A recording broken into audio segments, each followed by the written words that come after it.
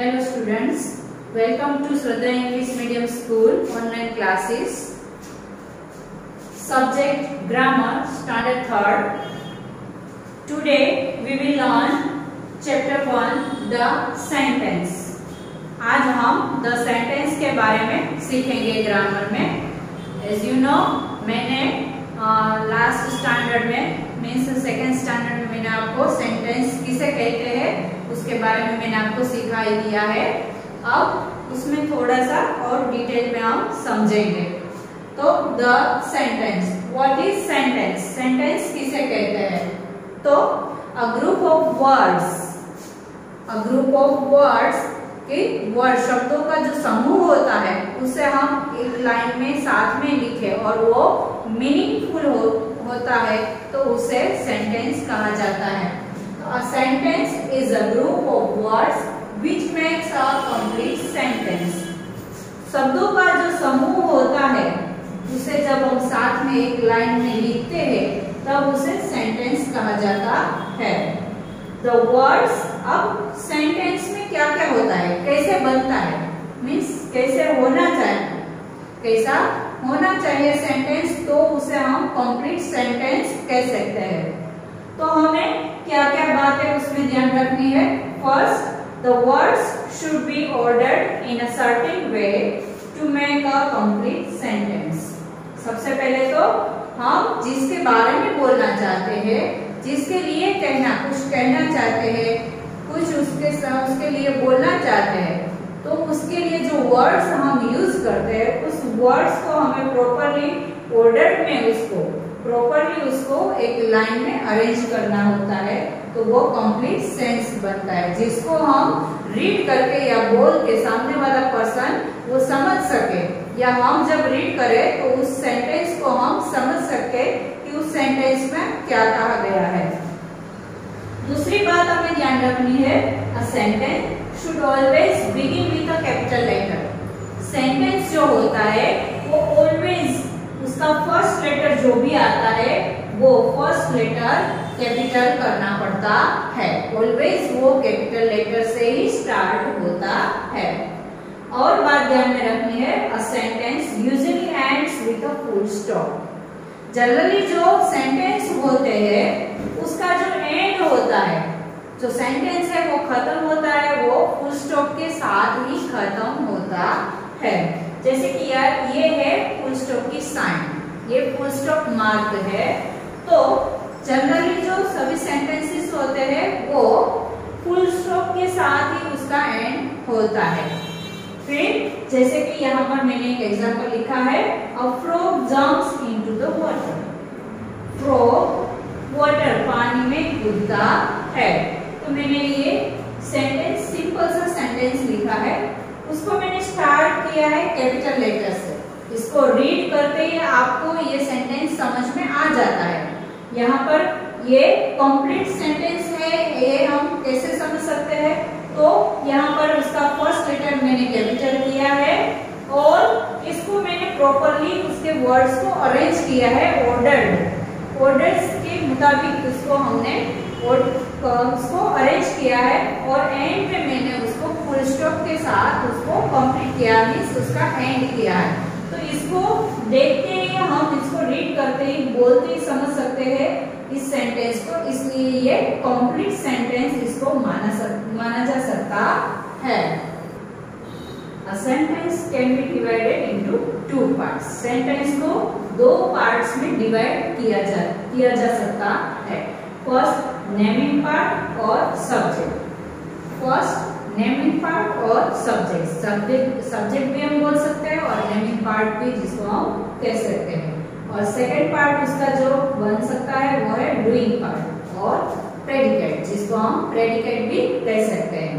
अब इसको हम एग्जांपल से देखें तो द सन शाइन्स ब्राइटली.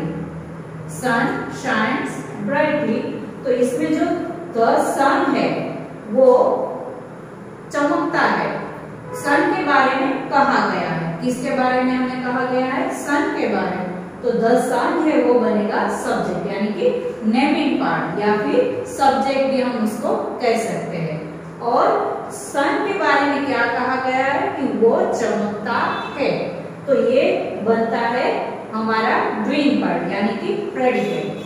तो द सन हमारा बनता है सब्जेक्ट यानी कि नेमिंग पार्ट।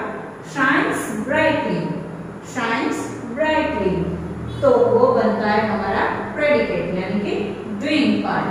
तो इस तरह से हम सेंटेंस को दो भाग में इसे हम डिवाइड कर सकते हैं। फर्स्ट पार्ट हम कह सकते हैं सब्जेक्ट और दूसरा जो पार्ट होता है उसे हम कहते हैं प्रेडिकेट, राइट। अब नेक्स्ट एग्जांपल देखते हैं। The moon shines at night, moon रात को चमकता है। तो किसके बारे में हमें कहा गया है? द मून के बारे में। और मून के बारे में हमें क्या कहा गया है कि वो रात को चमकता है। तो जिसके बारे में हमें कहा गया है वो बनेगा हमारा नेमिंग पार्ट यानी कि सब्जेक्ट। तो यहाँ पर द मून है वो बनेगा सब्जेक्ट। और शाइन्स एट नाइट, मून के बारे में कहा गया है कि वो रात को चमकता है। तो शाइन्स एट नाइट बनेगा हमारा डूइंग पार्ट यानी कि हमारा प्रेडिकेट बनेगा, राइट। नेक्स्ट एग्जांपल लेते हैं। द लायन लिव्स इन अ जंगल, शेर सीन जंगल में रहता है। तो यहाँ पर हमें द लायन कहाँ पे रहता है? जंगल में रहता है, ये हमें कहा गया है। तो हमें लायन के बारे में यहाँ पर भी हमें कहा गया है कि लायन है वो जंगल में रहता है, राइट। फिर हमें कहा कि जंगल में कौन रहता है? लायन। तो हमें सबसे पहले इसमें से सब्जेक्ट फाइंड करना पड़ेगा। किसके बारे में हमें कहा गया है? तो लायन। तो लायन, द लायन है वो बनेगा हमारा नेमिंग पार्ट यानी कि सब्जेक्ट। और lives in a jungle, lion कहाँ पे रहता है? लिव्स इन अ जंगल, जंगल में रहता है। तो लिव्स इन अ जंगल हमारा बनेगा डूइंग पार्ट यानी कि प्रेडिकेट। अब नेक्स्ट एग्जांपल और एक एग्जांपल हम देखते हैं। दे आर प्लेइंग क्रिकेट, वो क्रिकेट खेल रहे हैं।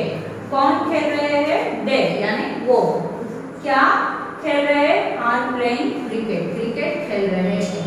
तो यहाँ पे दे है वो हमारा बनेगा नेमिंग पार्ट यानी कि सब्जेक्ट। और आर प्लेइंग क्रिकेट ये पार्ट हमारा बनेगा प्रेडिकेट।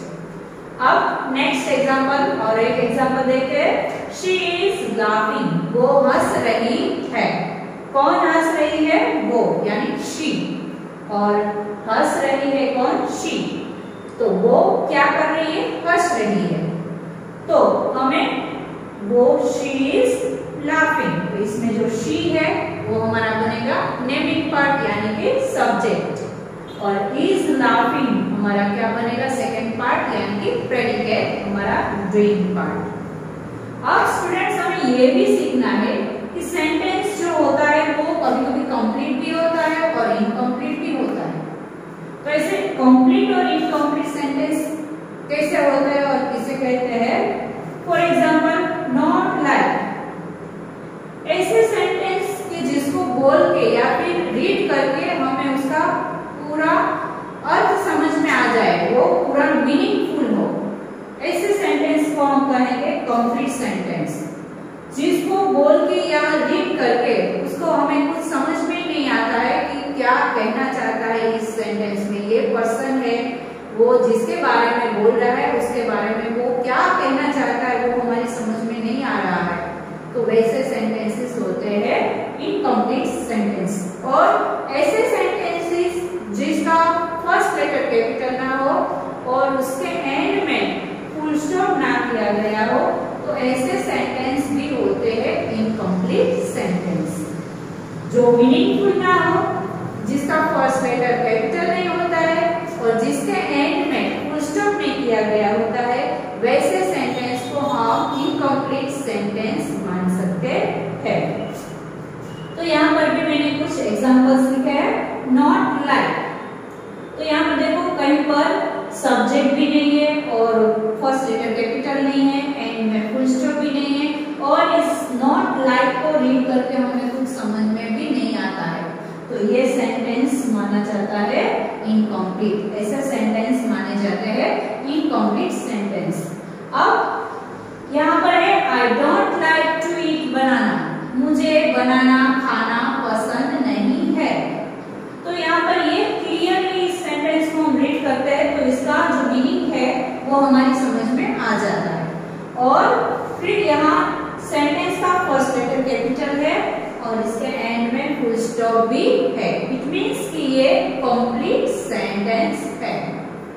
अब देखिए गिव्स मी, यहाँ पर नहीं है, कहीं भी कैपिटल लेटर नहीं है, फुल स्टॉप भी नहीं है यहाँ पर, और इसका मतलब भी हमें समझ में नहीं आता है। Gives me, right. अब सेकंड सेंटेंस में नीचे देखें तो she gives me her book, वो मुझे अपनी उसकी बुक देती है।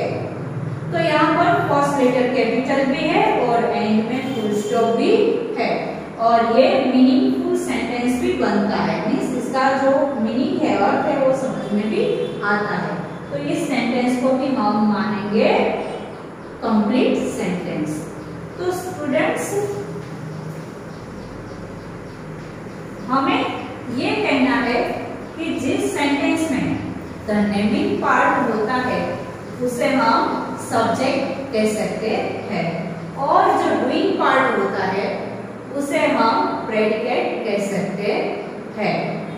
तो स्टूडेंट्स, आपको इस लेसन में यहाँ तक का नेमिंग पार्ट यानी कि सब्जेक्ट और फिर प्रेडिकेट ये सीखना था, और सेंटेंस किसे कहते हैं ये हमने आज सीखा है। Now students, we will learn next chapter in next video. So thank you. Please like, subscribe and share our channel. Thank you.